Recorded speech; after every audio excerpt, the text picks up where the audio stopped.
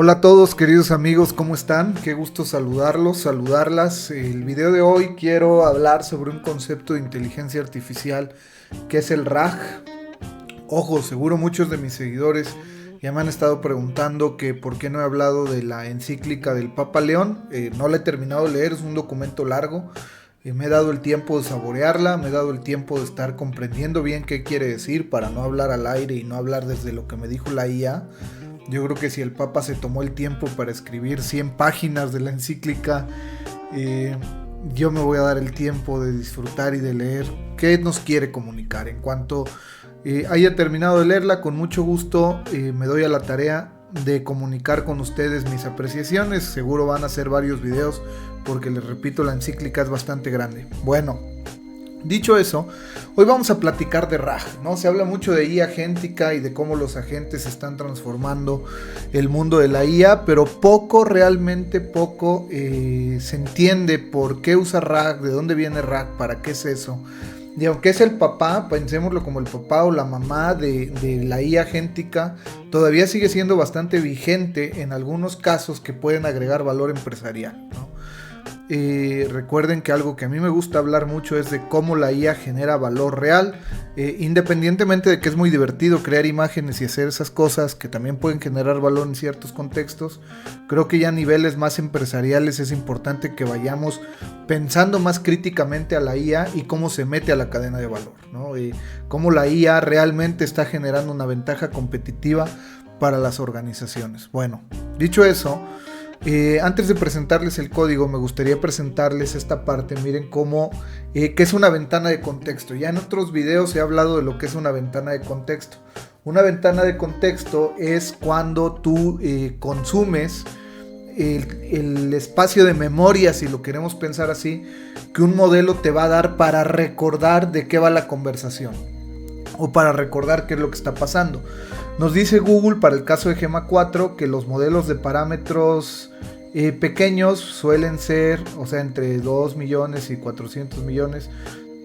Aquí la tenemos. Bueno, tenemos una ventaja de contexto para Gemma 4, que es un modelo open source de Google, que es uno de los que yo más he usado y que recomiendo mucho porque está bastante bueno.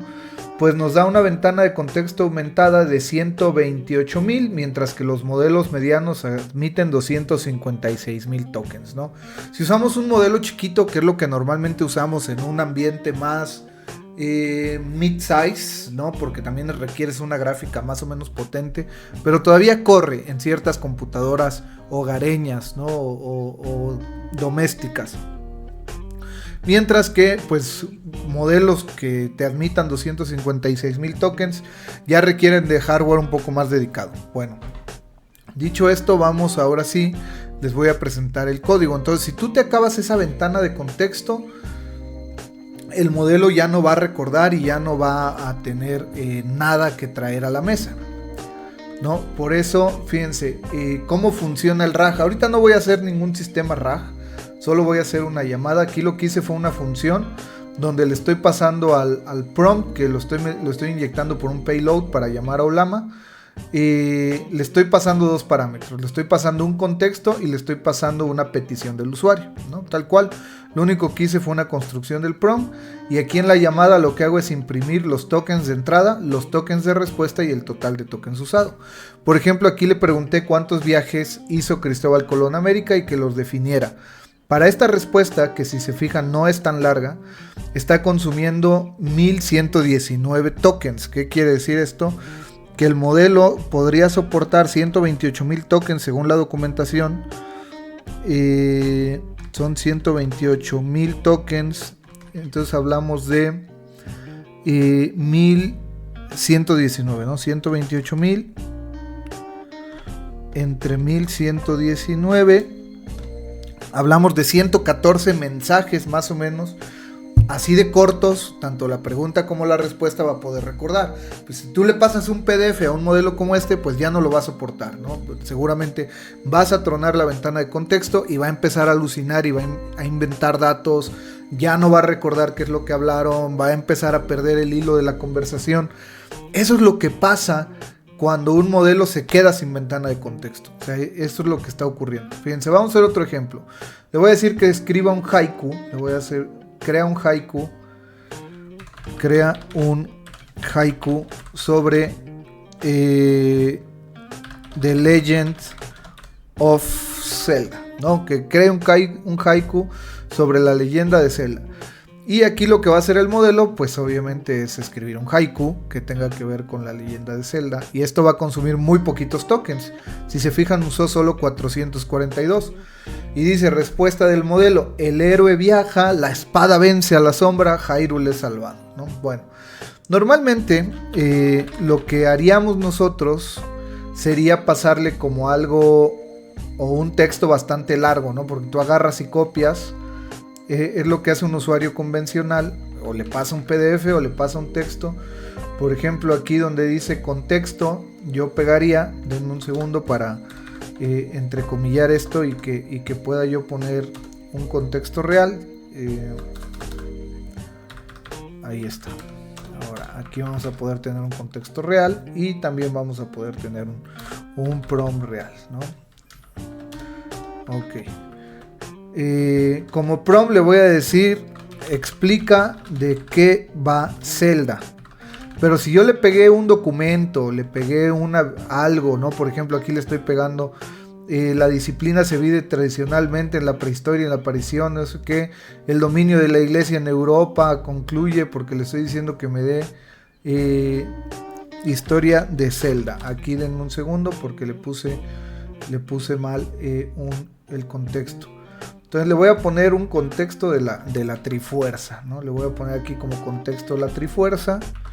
Ahí está, le estoy dando el contexto de la Trifuerza y le voy a decir, explica el concepto de la Trifuerza en Zelda. Esto evita alucinaciones y son cómo funcionan los modelos con grandes ventanas de contexto, que por eso dicen que el RAG está muerto, pero créanme que el RAG no está muerto, ¿no? Porque esto es lo que tradicionalmente hacemos. Entonces, si se fijan, aquí se usaron 895 tokens, porque lo único que hizo fue resumirme lo que yo le di, ¿no? Aunque en los tokens de entrada sí se usaron 326, el modelo optimizó muy bien. Pero ahora en el prompt le voy a decir, explica el modelo de la Trifuerza en Zelda de forma detallada para que se entienda en un ensayo. Bien, ahora aquí lo que va a hacer el modelo ya no va a ahorrar tokens, o sea, normalmente este es el uso que le solemos dar, ¿no? Va a venir, va a explorar el contexto, porque yo le estoy pasando el contexto, recuerden que aquí le estoy pasando un contexto para que no se alucine. Y ahí está, ¿no? El concepto de la Trifuerza, el filar, y aquí ya se consumió casi 2000 tokens, o sea 1785. Ya fue completamente diferente. Incluso el modelo todavía fue reservado, no escribe tan largo, o sea, hace una optimización en la respuesta. Y fíjense, ahora imagínate que tú tuvieras 5 o 6 PDFs con los manuales de procedimientos de tu empresa o con lo que tú quieras y trataras de rescatar esa información, pues se vuelve inoperante en términos de costos y en términos de la inteligencia del modelo. O sea, el modelo también lo vas a tronar porque no va a entender qué es lo que está consumiendo. Aquí es donde RAG se vuelve muy importante. Vamos, les voy a poner un último ejemplo, sin meternos todavía al concepto de embeddings, ¿no?